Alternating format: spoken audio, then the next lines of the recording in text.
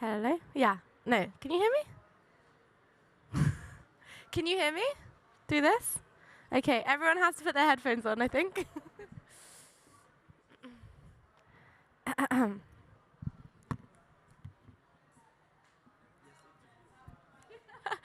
Can everyone hear me? Okay, okay.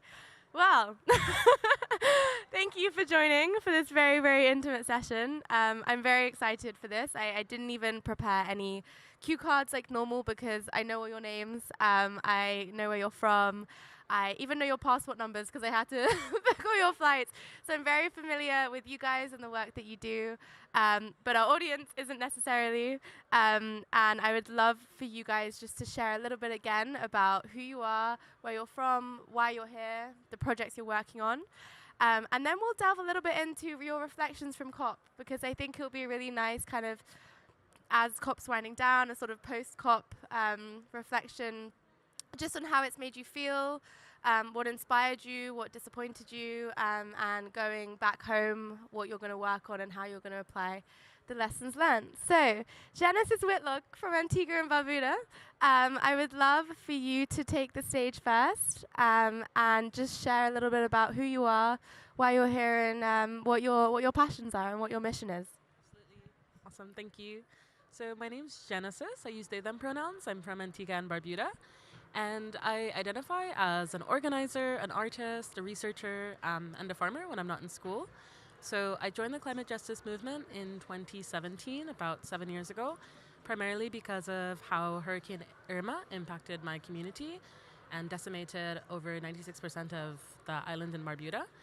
And so in response, there were a lot of people from Barbuda who migrated over to Antigua, and one of the main challenges that people had was accessing food. So my grandma and I started redistributing seeds, seedlings, and bits of knowledge as well to help communities, and that was helpful for me to really understand the important intersection of both food and climate change. And for the first time, I was having conversations about climate change and how that was so deeply tied to our lived experiences. So a few years later, I started going to school at Dickinson College in Pennsylvania, and my focus was always on trying to understand what climate justice means for people in the Caribbean. One of the main issues that we face in Antigua is not only the ongoing impacts of climate change through increased hurricanes, but there are also socio-political factors. Like there are people in Barbuda who have not been able to return back to their homes because the communal land tenure system in Barbuda is not respected. And unfortunately, a lot of people's lands have been sold to developers. And that land grabbing has also evolved now into Antigua, where farmers, their land is also being uprooted. And yeah, we're again struggling with that food and climate intersection. Our food sovereignty is being undermined, our land sovereignty. So because I'm always in school, that limits my ability to be on the ground organizing. So I've pivoted into doing more research, particularly social action research and participatory action research. And one of my main questions is aimed at understanding what does climate justice in the Caribbean look like? What are the experiences that bring us to coming up with these conclusions? And I'm trying to understand how these definitions of climate justice are reflected or not reflected within our policies. And that's really helpful for someone like me or someone who's not, who's just being introduced to the climate justice movement in Antigua, because I guess broadly in the Caribbean, climate justice might be a technical term, and it might be difficult for someone who might be experiencing climate injustice to claim that.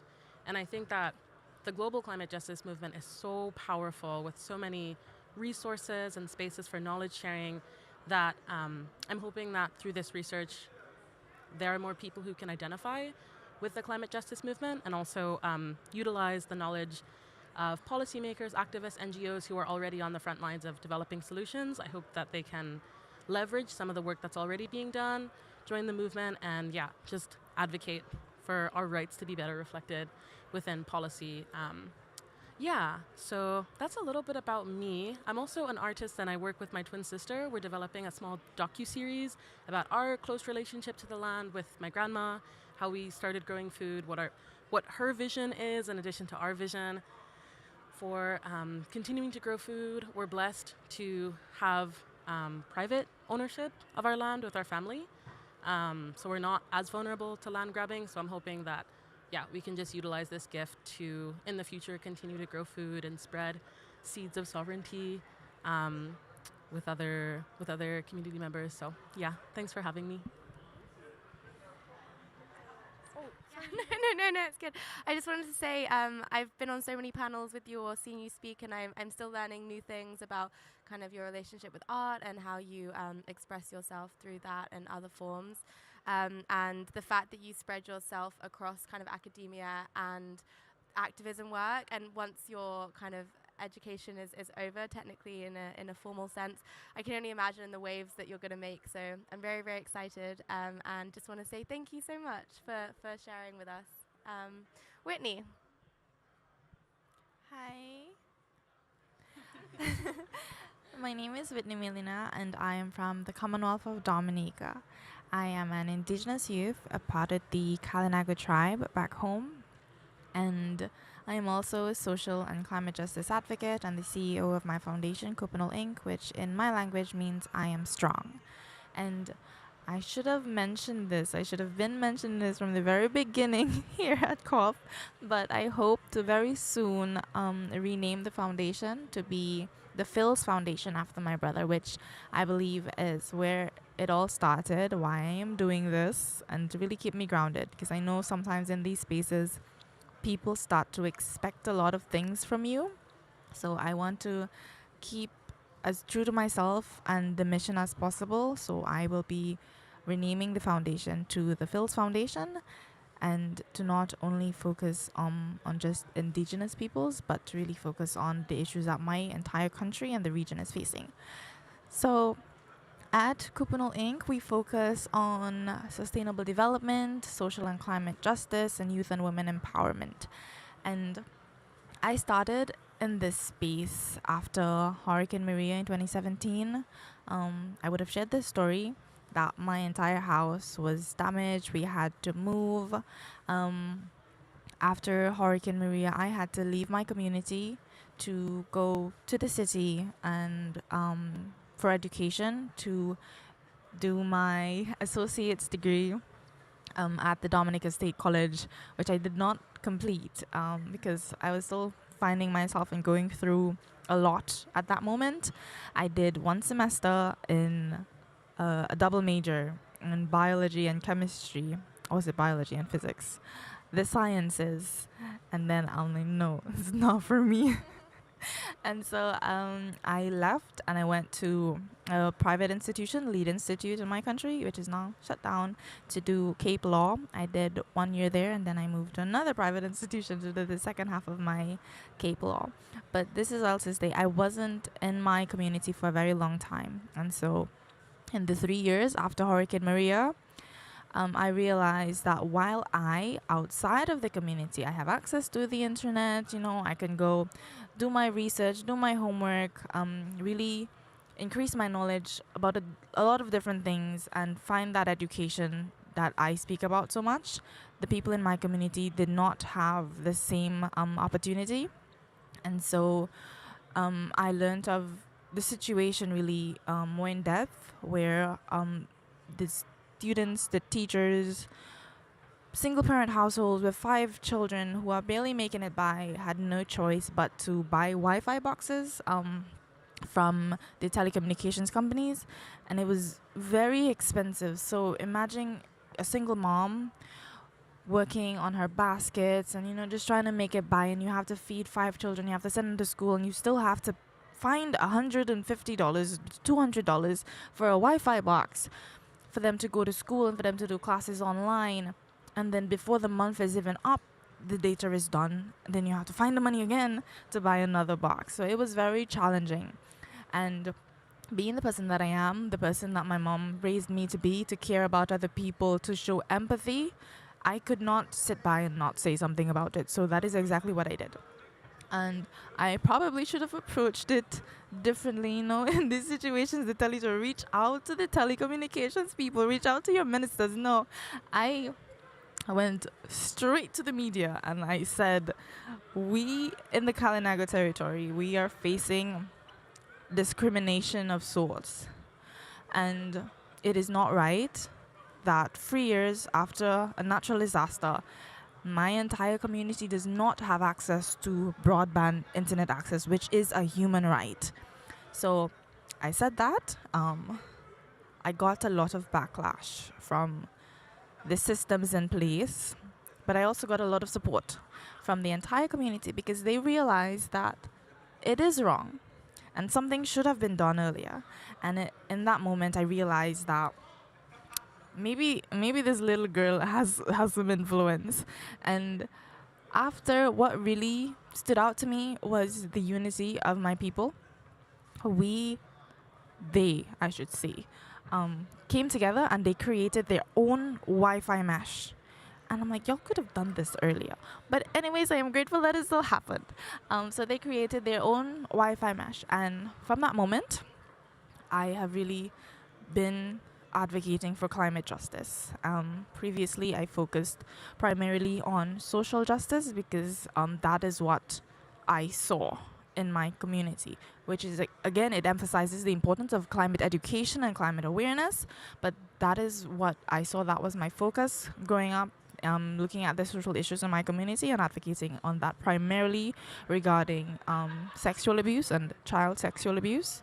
And again, through advocacy, the Child Care and Adoption Bill of 2023 was finally passed, and resources and personnel were added to the social services of my country, which I am absolutely grateful for. But again, there is always room for improvement, and I will continue to advocate for more rights for children and services and resources to help the people in need in that social space. Because again, social justice and climate justice are intertwined. They both go hand in hand. You cannot have climate justice without social justice without climate justice. So yes, that is what I've been doing. I have been advocating for climate awareness, climate education, capacity building, and the foundation. Hopefully next year we want to have a project, and it is focused on research and advocacy. I haven't had enough space, enough time in the research field like Genesis would have had, but that is something I want to focus on. So the project is called the Kalinago Territory Non-Economic Losses and Damages Documentation and Advocacy Project. And we are going to be focusing on gathering the research of the elders in the community, the traditional knowledge to document it for stakeholders, to have it included in policies, to make it available for the entire community. So projects and such are implemented with that indigenous guidance and knowledge. And also we're going to focus on capacity building. We want to go to schools to teach them about advocacy and climate justice, and to teach them about advocacy and how important their voice is in the climate space and the impact that they can have, to teach them the best practices, and to teach them, to let them know about institutions like Island Innovation, to let them know about the climate negotiation program, to let them know about climate reality, to let them know that there are avenues available to them if that is the course that they want to pursue as Indigenous youth, as just young Dominicans. So yeah, that is what I'm doing right now, and hopefully, we grow, we learn, and we can have a really large impact on not just the Indigenous community, but our entire country and the region. Thank you, Whitney. And this is the first year that we've had not just one, but two Indigenous leaders part of our academy here at COP. So it's been really, really fascinating to understand that relationship with the earth and nature, and how that informs this kind of multidisciplinary approach, not just kind of looking at climate change as an objective sort of sea level rise, but actually kind of how education can inform it, how you engage with community, and you're doing really, really fantastic things in your community. So I'm really looking forward to seeing where it takes you. So thank you so much. Noelle Young from Bermuda. Good morning, everyone. My name is Noelle Young, and I am from the subnational island jurisdiction of Bermuda. Bermuda is a 21 square mile long island, 2 miles wide, and it takes about 45 minutes to drive from one end to the other. That's only because our speed limit is 35k. We are the only nation located within the Sargasso Sea, which brings me to my mission at COP this year, which is really to push for the ratification of the High Seas Treaty. Because Bermuda is, again, the only nation located within the Sargasso Sea, there are no other nations that border it. I do feel as though Bermuda should have a say in what happens to that area, as it does affect our national waters. My background is in aquaculture and fisheries. I worked with the Bermuda Ocean Prosperity Program up until recently, specifically around marine spatial planning and blue economy implementation. I bring up this point because it's a great example of how subnational island jurisdictions do not get access to climate financing. So although my time with BOP, as we call it, has ended, it brings, again, both positives and negatives. Positives because we are now moving closer to the implementation phase. We just finished up a 3-year-long community engagement process. And again, are moving towards implementation. So that, unfortunately, is why my government had to essentially, they couldn't retain my position because they simply did not have the funding to keep me on. Which then brings me to another issue that we face in Bermuda, which is the lack of higher education. Something else that I'm bringing forward this year at COP, because many small island developing nations do not have access to higher education, and it leads to things like climate migration as well. I should say it's how would I put that? I'm losing my words, sorry, but essentially it contributes to climate migration. When you have youth that have to make the choice to leave their country to go abroad to study, and then they have to make the choice of whether or not they can come back. Will they have jobs when they come back is always a big question. So in that aspect, many islands are actually losing the future specialists that they would have to be able to deal with these climate problems, with the environmental and the social justice problems that we face. Bermuda currently imports about 90% of what we eat, including our seafood. And my government recently did a study that says about 72% of the people on my island are planning to leave. I don't want to make this seem dismal. I'm giving the facts, of course, but our childbirth rate has now lowered to about 400 children per year. And with the rate of our aging population, unfortunately, our island will not be sustainable unless something is done. People will need to leave. So my hope again this year is really to just push all of these issues forward and to bring the humanity into the climate space, because we often talk about the changes to infrastructure that are needed, the changes to things like the shipping industry, but we forget about the actual people that this affects. I am trying to start an organization, a foundation called SALTED, which stands for Supporting Advanced Learners in Technology and Eco-Development. I'm trying to bring this forward in my community because we're finding that youth, especially women and girls, are not given the opportunity to show their competencies. So in many cases, because we have to go abroad for education, we are a very highly educated nation, but we're finding that women and girls specifically, when they come back from being educated, are not getting jobs within their field, and they're also not being paid, of course, for their efforts.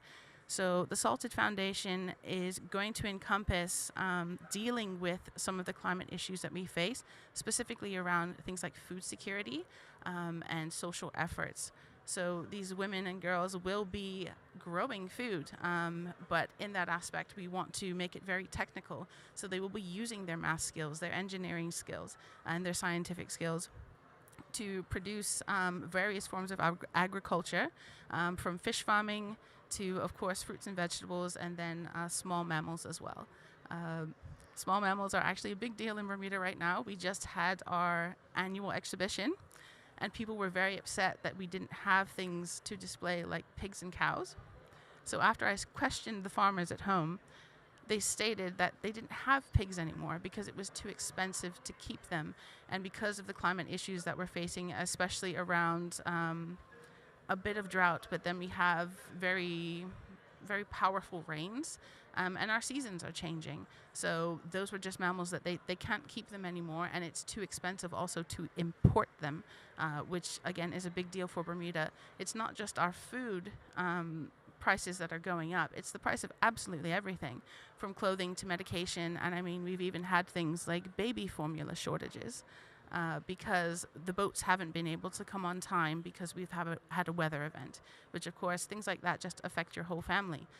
So we have a very delicate balance with the shipping industry.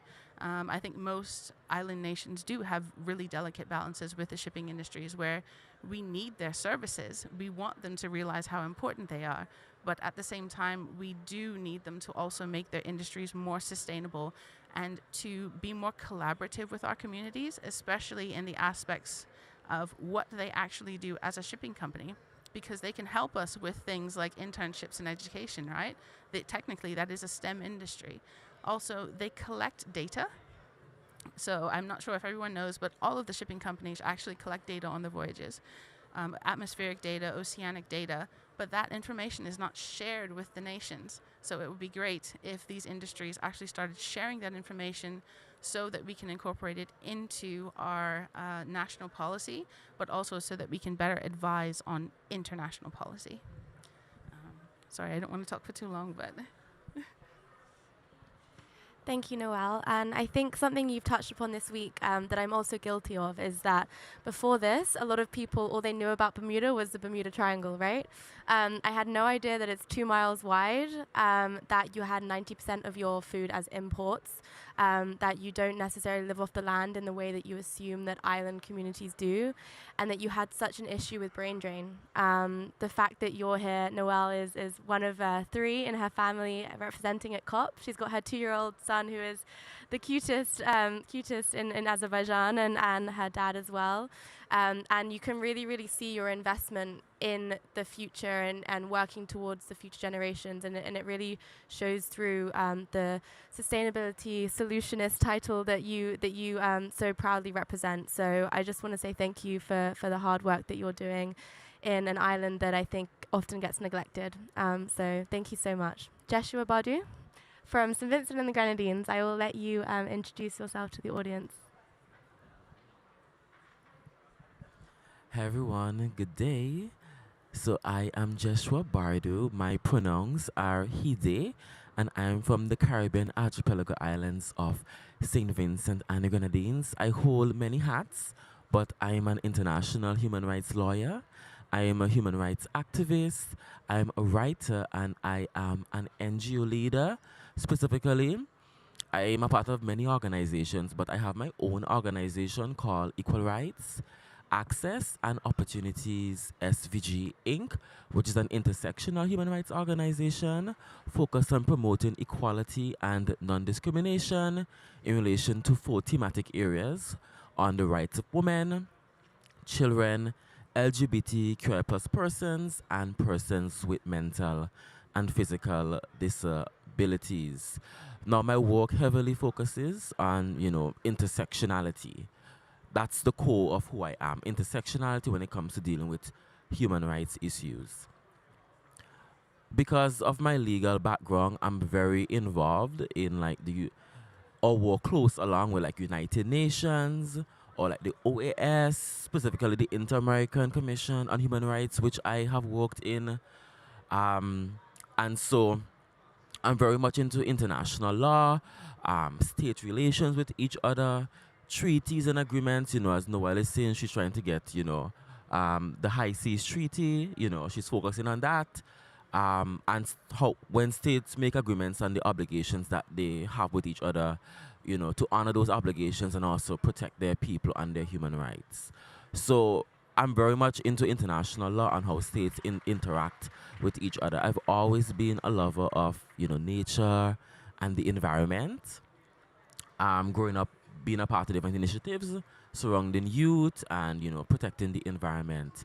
And because of my organization, when I came back to my country and I created the organization in 2021, a lot of persons started reaching out to me in terms of various intersections with human rights. Persons from United Nations, the Rapporteur on Environment and Climate Change, reached out to me, wanted to have a meeting. I had different conversations because we're a civil society organization in our country, and sometimes the government or other actors want to consult with us to get our opinion about what's happening on the ground. So I found myself really involved in like a lot of environmental discussions, and so I've always had an interest in the environment. I did environmental science as a CAPE subject, and so recently, in maybe the last 2 or 3 years, I've been really focusing on the intersection between like the environment and human rights, because while we focus on the science of climate change, we focus upon how it's impacting our countries or islands. At the center of it is people. At the center of it is our people and their rights, because we're the ones that are going to be impacted. We're the ones that are going to face the brunt of the issues. We're the ones that, are going to have to move or are going to die as a result of, the changes that are taking place now in our world.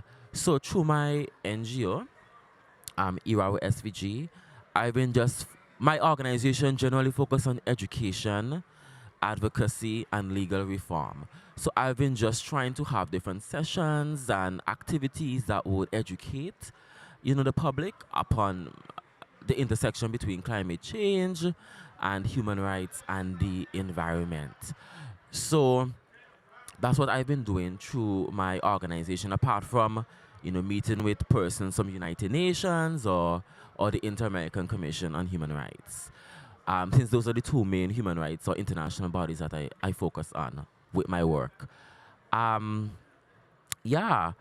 from that, I am also planning to have launch an initiative, a new organization or initiative. I'm thinking about it. I've been working on the logo and the name, and currently, I'm going to give you all a sneak peek. I have it tentatively titled Climate Justice SVG. My country is St. Vincent and Grenadines, is abbreviated SVG for short. Climate Justice SVG. That's what I'm thinking about calling it. I know I'd have the logo and everything like that. Just to focus, because I was thinking about whether to put it in my own, the current organization I have to create a new one. So I'm thinking about just having a separate initiative or a separate organization, but I will deal with that moving forward.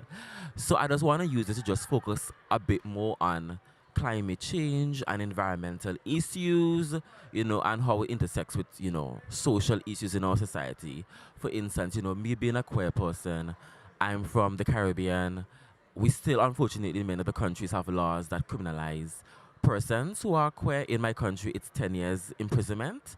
Even though it's not a law that's per se enforced, I can be liable to 10 years imprisonment, if I engage in same-sex conduct. There's a lot of structural and historical inequalities there that affect women, children, LGBTQ plus persons, indigenous persons, and other vulnerable populations and groups in the Caribbean. And there's so many unresolved social issues there. And because those issues are not being really addressed or unresolved, when it comes to the issue of climate change, it just exacerbates the issue. Because, for instance, you're already a queer person, your parents throw you out the home, you drop out of school, you're homeless, you have to prostitute yourself for whatever reason, or have sex for money. You're at a significant disadvantage when a hurricane comes. It's going to impact you more because you have nowhere to go, you have no job, you have no money, your family have disowned you, and that is what happened this year. This year we had a Category 4 hurricane called Hurricane Beryl that impacted my country on July the 1st, and because of the work that I do in my organization, a lot of persons were reaching out to me, wanting to know what's happening on the ground. Because I lost internet and connection with persons for like many days, for like a couple days. So I didn't really know what was happening with everybody. I'm thankful I got some data, but my battery died until the electricity came back. But like, especially when it came to the LGBT issue, like some persons, like a trans woman in my country was already homeless, living in a tent, that or in a place before that wasn't very like convenient for human habitation, and like the roof blew off, all the clothes were damaged and so forth. Another person who's a PRO of my organization, they lived in an island called Union Island because we're 32 islands and cays, St. Vincent and the Grenadines. And his family's homes and businesses were flattened. Everything destroyed. Family had to move to mainland. Thankfully, he works between the US and St. Vincent, so he decided to just leave. He just came back like a week or two before and had to like leave again because he was just like, it's probably better if I leave because maybe I wouldn't be a burden to my family, while in St. Vincent Grenadines. So he felt like that. And so the trans woman left the country as a result of the hurricane. I think they're back now, but they left. And then my PRO left the country and so forth. So these issues are disproportionately impacting vulnerable groups and people. And unfortunately, because certain groups are not being highlighted, the issues are already not being addressed. When it comes to the issue of climate change, they are being adversely affected, and the issue is being exacerbated when it comes to them. So I just want to use, hopefully, this new initiative or organization to just focus a bit more on climate change and, bring justice to these vulnerable groups because they need climate justice. And we just can't have a conversation talking about our islands are disappearing, sea levels are rising, oh, we need money, but we're not actually protecting and helping the people in our country, whether or not we agree with their lifestyle or how they identify. So that's a bit about me and some of my work, and it's been so amazing being a part of the Caribbean Climate Justice Leaders Academy, because coming from a legal background and I focus a lot on law and a lot of technical and complex terms, but I've learned so much about like environmental matters and environmental issues, and I've met so many amazing people, including James to the back there, CEO of Island Innovation, and also Ari here. Today's her birthday, for those of you who don't know. So it's just been an amazing journey, and just being here at COP, I've been so inspired by everyone. I've been able to network with so many people and organizations, build my capacity and my knowledge, and I really look forward to the future and taking greater climate action. Thank you. Thank you so much, Joshua. As well as being the most fashionable at COP, you're definitely one with the most hats. So I really, really appreciate your, as again, interdisciplinary perspective, as the same as all of you. I just want to now, we kind of have the beauty of hindsight, it being the end of COP and it being a whirlwind of emotions, and you guys have been on a lot of panels and had a lot of discussions with people in networking spaces, and I'd love just to get your perspectives on how it's been for you, and perhaps what you're going to bring back to your respective islands and respective communities. So maybe just 2-3 minutes each. I'm not sure about what time we're on, but I think that that'd be great. Thank you. Genesis? Sorry, I'm getting a bit overstimulated. Yeah, of course. I'll move up. Whitney, are you okay to go first? Hi. So, COP. This is my first COP. You all would know this. But if you asked me yesterday, 2 days ago, I would say that so far it's been very frustrating.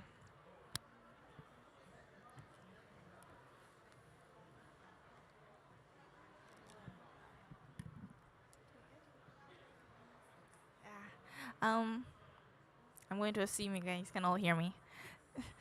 Yeah, so I would say that it's been very frustrating. But now, again, reflections, I would say it's been inspiring and it's been motivating, because being here with you guys and hearing all the stories that we have to share and all the plans of the future, I cannot help but be motivated to go home and try to do great things like the rest of you. So here I've been doing what I know best, and that is advocating for unity, advocating for collaboration. And as Joshua was saying, we cannot be in these spaces and ask for climate justice and climate finance without looking at the people and helping the people and uplifting our people. And that has always been my focus, the people. So I have realized that here our voices as Caribbean Indigenous people is not as unified as it should be, and it's really forced me to look within And so, in addition to the call for inclusion of Indigenous peoples, for more spaces, I just want to add that we turn the call within and look at ourselves and how we are approaching climate change, how we are approaching our cultures, and to make it less performative as much as possible, to have our cultures be authentic, to have that rich and vibrant culture that we claim to have. So, for example, back home, I wish we did just that, and that is what I want to work on. For example, take a page out of the book of the people from Guyana and how they are including Indigenous peoples and their policies. How the young people are so engaged in their culture and immersed in it. That is what I want to see back home. And again, it calls for collaboration, it calls for unity amongst our people. On the national level, I also want to see more inclusion of the youth, and not just a reactive approach to youth involvement in climate action and climate education, climate empowerment. I want to see a proactive approach. Go out to the youth. I want to see capacity building initiatives. I want to see climate education. I want to see climate empowerment. And that is what I hope to work to out of COP. And on the regional level, I want to see us as Indigenous peoples, while asking for the spaces, I want to see us be prepared to take the spaces and come forth in all the COPs, not just the next one in Brazil, which I believe is extremely important for Indigenous peoples, but all of them, to go to these spaces and to speak with solidarity and conviction and to really go forth in a unified voice to talk about our shared challenges and the needs that we have as Indigenous peoples. So yeah, that is really what I want to see. I want to see that unity in our people. I want us to be able to stand with the people of Aruba. I want to be able to stand with the people of Haiti and the tribes, to have that unity, because I believe it is, again, one thing to say that we deserve and we own the spaces, and it's another thing to not be prepared and to only speak on behalf of one set of Indigenous peoples and not all of us. So earlier today, I got a message from an Indigenous friend, and he was saying, coming out of COP, maybe we should get together and write a letter to the International Indigenous Youth Forum on Climate Change to voice our disappointment and dissatisfaction with Caribbean Indigenous voices being at COP. And yes, that is a great initiative, but again, we need to look inward. We need to look at ourselves. We need to look at what we are doing as Indigenous peoples when we come into these spaces, to have a unified voice and to speak on all Caribbean Indigenous peoples, to empower each other. I think that is where we need to start. And maybe later, we draft that message after we have all come together and we've had a discussion as Caribbean Indigenous people to say, these are our strengths, these are our weaknesses, these are the gaps we have identified. Okay, now what are we going to do about it? And in all of these plans and ideas, climate financing is extremely important for Caribbean people. All people, really, but again, my focus is taking it home. So climate financing, it's important to really make all these ideas that we have, all the ideas that we have been sharing as youth, to make it possible. So that is what I have gathered here at COP. And I've always been one to pick out the gaps, but in picking out the gaps and identifying the weaknesses, we also need to have the solutions. So we're not just one of the people always complaining, but we propose solutions to the issues that we are seeing. So that has been my takeaway. I have been inspired and motivated to go home and advocate for these changes. Thankfully, I am pleased to share that I have already started. I have been speaking to the Indigenous peoples of Guyana, and I hope to continue connecting with Nigel from Aruba, and we are looking to meet other Indigenous youth from the Caribbean to first connect. The first thing is to connect with each other, with our roots, with our history, and then we can go forth and say we are ready for the spaces. Thank you so much, Whitney. And it's been amazing to see you guys grow over the last 2 weeks. I know it's really difficult to summarize 2 weeks in 2 minutes, but thank you so much for your contributions. And are you okay to contribute some of your thoughts? Thank you. Yeah, absolutely. And thank you for taking that, Whitney. I threw you under the bus for a second. Yeah, but I would say, so since my focus has always been on my research and using my research as a way to build a platform for advocacy, I've spent the past 2 weeks just attending sessions that are most relevant to the Caribbean and climate justice. So I've been at the CARICOM Pavilion a lot, just being able to identify, again, like what does Caribbean climate justice really mean for us and for different people. And that's just been helpful for me to connect with, expand my network. And it's really difficult to actually interview people on the ground. So I've been able to schedule interviews for after COP, and I plan on just integrating some of those experiences. So that's like one subset. And I think being able to plant the seed for better advocacy for COP30, this is also my first experience at COP, so just being conscious of how I can manage my energy levels, how to actually approach networking in an effective way. Having that lived experience and knowing what works best for me has been helpful. And yeah, as it relates to after COP, in addition to doing research, it's so important for me to get out of my head and recenter on why we're here. It's about protecting our relationships, about our communities. And so I have been able to collaborate with folks at the Angry Alliance and take part in some of the actions. But I really do want to focus on doing more education with people in Antigua to help understand like what happened at COP, what is COP, why is it relevant to our livelihoods. And so I've scheduled like after I get back from COP like a week of interviews with mainstream media in Antigua as well as like youth radio platforms to just help explain primarily what climate finance is, what NCQG means for young people in the Caribbean, and I hope to bridge that knowledge gap.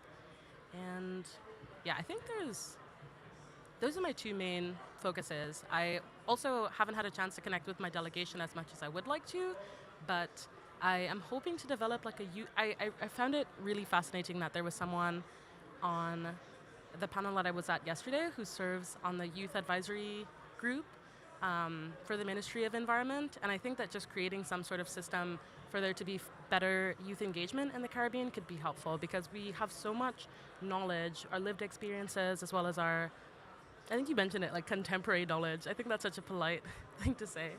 But yeah, just bringing our contemporary knowledge as well as like how that intersects with our right to a sustainable future. I really enjoy hearing some of what Noelle has shared, just about being on the front lines of climate solutions. And yeah, I just think that my next steps are primarily focusing on engaging more young people into the conversation through media, and then just engaging my ministers as well about the importance of youth engagement through policy. So I'm looking forward to that. Thank you. Thank you so much, Genesis, for your contributions there. Noelle, 2 minutes, you're up. All right, I might take less than 2 minutes, as I do have another speaking engagement, and I really need to use the toilet beforehand. But as the first Bermudian youth to attend COP in the Blue Zone, it's been very surreal. I'm very appreciative to Island Innovation for the opportunity. I also wanted to say that Island Innovation has supported me in my role as a mother. As I am still nursing, I needed to bring my child with me, and they fully supported me in that effort. So thank you very much. And yes, as Ari mentioned, there are 3 generations of Bermudians here to support our initiatives as an island of Bermuda. One thing I have been disappointed about is that I have not heard much mention of the High Seas Treaty within the discussions at all. I was really hoping to hear more about it today because, of course, today is Oceans Day. So I do need to kind of pop into the negotiations just to see what's going on. But the last time I checked, only 8 nations had signed on to the ratification of the High Seas Treaty, and we need 60. I need 60 countries to sign on to the ratification of that treaty to save my nation, which is a bit ridiculous. As a subnational island jurisdiction of the UK, of course, we cannot do that ourselves. We depend on our leaders to do that for us. But in question, I should say, at first I was a bit angry. I actually went to the House of Commons in the UK to speak to them before I attended COP. So I did have a discussion and a speaking engagement there. But I asked what the issue is. Why can't they just go ahead and ratify?